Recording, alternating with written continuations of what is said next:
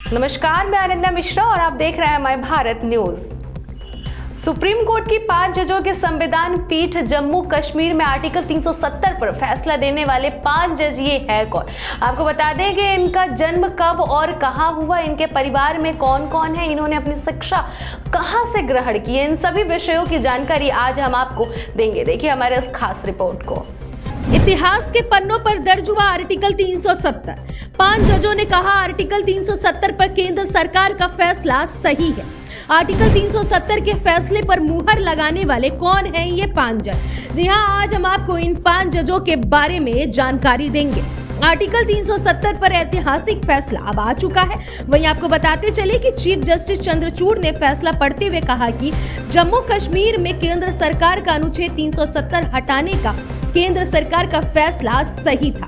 वहीं जस्टिस चंद्रचूड़ ने आगे ये भी कहा कि आर्टिकल 370 की शक्तियों के 3 के तहत राष्ट्रपति का फैसला सही था। केंद्र सरकार के फैसले पर सवाल खड़ा करना सही नहीं है। वहीं इसी के साथ आपको बताते चले कि शीर्ष अदालत के 5 जजों में justice D Y. Chandrachud, justice Sanjay Kishan Kaul, justice Sanjiv Khanna, justice B R. Gavai और जस्टिस सूर्यकांत भी शामिल थे। वहीं अब इसी के साथ आपको हम बताते चले कि फैसला सुनाते हुए सीजेआई चंद्रचूड़ ने कहा कि जब राष्ट्रपति शासन लागू होता है तो राज्यों में संघ की शक्तियों पर सीमाएं होती हैं। अब इसी के साथ आपको हम इन 5 जजों के बारे में बताते हैं। दरअसल पहला न्यायमूर्ति धनंजय यशवंत चंद्रचूड़ हैं, जो भारत के सर्वोच्च न्यायालय में एक मौजूदा न्यायाधीश हैं, जिन्होंने 10 अक्टूबर सन 2022 को सीजेआई यूयू ललित का स्थान लिया था। जस्टिस चंद्रचूड़ का जन्म 11 नवंबर सन 1959 को मुंबई में हुआ। उनके पिता यशवंत विष्णु चंद्रचूड़ 16वें और सबसे लंबे समय तक सेवा देने वाले 22 फरवरी सन 1978 से 11 जुलाई सन 1985 तक सीजेआई थे। वहीं डी.वाई. चंद्रचूड़ ने नई दिल्ली के सेंट स्टीफंस कॉलेज में इकोनॉमिक्स ऑनर्स के साथ बीए की पढ़ाई की। उन्होंने सन 1982 में कैंपस लॉ सेंटर दिल्ली विश्वविद्यालय से एलएलबी पूरी की। उन्होंने सन 1986 में हार्वर्ड लॉ स्कूल यूएसए से एलएलएम की डिग्री और ज्यूरिडिकल साइंसेज में डॉक्टरेट की उपाधि हासिल की है। वहीं आपको बताते चले कि जस्टिस चंद्रचूड़ को 29 मार्च सन 2000 को बॉम्बे उच्च न्यायालय के अतिरिक्त न्यायाधीश के रूप में नियुक्त किया गया। 31 अक्टूबर सन 2013 को उन्होंने इलाहाबाद उच्च न्यायालय के मुख्य न्यायाधीश के रूप में शपथ ली और 13 मई सन 2016 को भारत के सर्वोच्च न्यायालय में पदोन्नत किया गया। वहीं अब आपको बताते चले कि दूसरे justice Sanjay Kishan Kaul supreme court के दूसरे नंबर के सीनियर मोस्ट जज है। कमिश्नरी परिवार से ताल्लुक रखने वाले जस्टिस ने स्कूल की पढ़ाई मॉडर्न स्कूल नई दिल्ली से की और सेंट स्टीफंस कॉलेज से ग्रेजुएशन तथा दिल्ली विश्वविद्यालय से लॉ की डिग्री हासिल की। उन्होंने साथ ही साथ उन्होंने सन 1987 से 1999 तक भारत के सर्वोच्च न्यायालय के वकील के रूप में काम किया और दिसंबर सन 1999 में उन्होंने वरिष्ठ अधिवक्ता के रूप में उन्हें नामित किया गया। साथ ही साथ उनके बारे में आगे हम आपको बताते चले कि 3 मई 2001 को उन्हें दिल्ली हाई कोर्ट के अतिरिक्त न्यायाधीश के रूप में पदोन्नत किया गया और 2 मई सन 2003 को स्थायी न्यायाधीश के रूप में नियुक्त किया गया।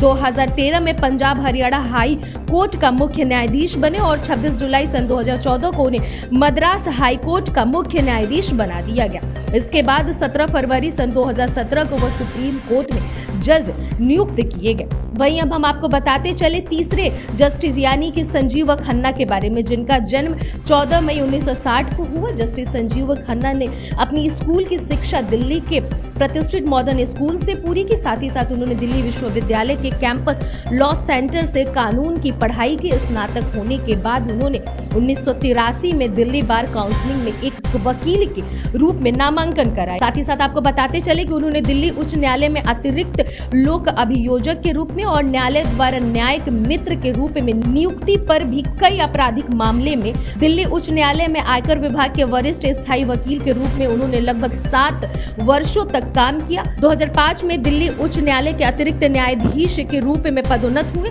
साथ ही साथ आपको बता बताते चले कि वहीं उन्हें 2006 में स्थायी न्यायाधीश बनाया गया और वहीं 18 जनवरी सन 2019 को भारत के सर्वोच्च न्यायालय के न्यायाधीश के रूप में उन्हें पदोन्नत हुए। साथ ही साथ ये भी हम आपको बताते चले कि जस्टिस खन्ना 13 मई सन 2025 को सेवानिवृत्त होने वाले हैं। अब वहीं आपको बताते चले कि चौथे जस्टिस B.R. गवई, जिनका जन्म 24 नवंबर सन 1960 को अमरावती में हुआ था। B.R. गवई 16 मार्च 1985 को बार में शामिल हुए। उन्होंने 1987 तक पूर्व महाधिवक्ता और उच्च न्यायालय के न्यायाधीश राजा भोसले के साथ काम किया। 1987 से 1990 तक बॉम्बे उच्च न्यायालय में सर्वोच्च रूप से वकालत की। 1990 के बाद मुख्य रूप से उन्होंने बॉम्बे उच्च न्यायालय की नागपुर की पीठ के समक्ष वकालत की। 17 जनवरी सन 2000 को उन्हें नागपुर बेंच के लिए सरकारी वकील और लोक अभियोजक के रूप में नियुक्त किया गया था। वहीं 12 नवंबर सन 2005 को वह बॉम्बे उच्च न्यायालय के स्थायी न्यायाधीश बने।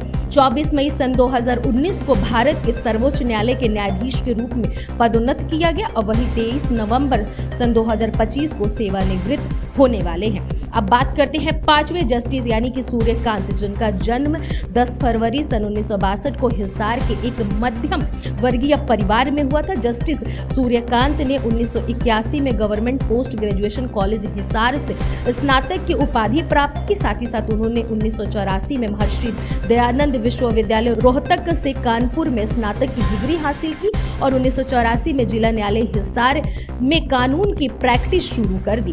वहीं आपको बताते चले कि पंजाब और हरियाणा उच्च न्यायालय में प्रैक्टिस करने के लिए वह 1985 में चंडीगढ़ शिफ्ट हो गए। 7 जुलाई 2000 को हरियाणा के सबसे कम उम्र के महाधिवक्ता नियुक्त होने का गौरव भी उन्हें प्राप्त हुआ। साथ ही साथ आपको बताते चले कि सन 2001 में उन्हें वरिष्ठ अधिवक्ता के रूप में नामित किया गया। वहीं अब आपको हम ये भी बताते चले कि जनवरी 2004 में पंजाब और हरियाणा उच्च न्यायालय में स्थायी न्यायाधीश के रूप में पदोन्नत होने तक हरियाणा के महाधिवक्ता के पद पर रहे। उन्होंने 5 अक्टूबर 2018 से हिमाचल प्रदेश उच्च न्यायालय के मुख्य न्यायाधीश के पद का कार्यभार ग्रहण किया। साथ ही जस्टिस सूर्यकांत को 24 मई सन 2019 को भारत के सर्वोच्च न्यायालय के न्यायाधीश के रूप में पदोन्नत किया गया। और वहीं अब आपको ये भी बता दें कि जस्टिस सूर्यकांत 9 फरवरी 2027 को सेवानिवृत्त होने वाले हैं। अभी के लिए बस इतना ही। देखते रहिए माय भारत न्यूज। देश का सबसे बड़ा राज्य उत्तर प्रदेश, देश की राजनीति का सबसे बड़ा अखाड़ा, माय भारत बनेगा आम जनता की आवाज।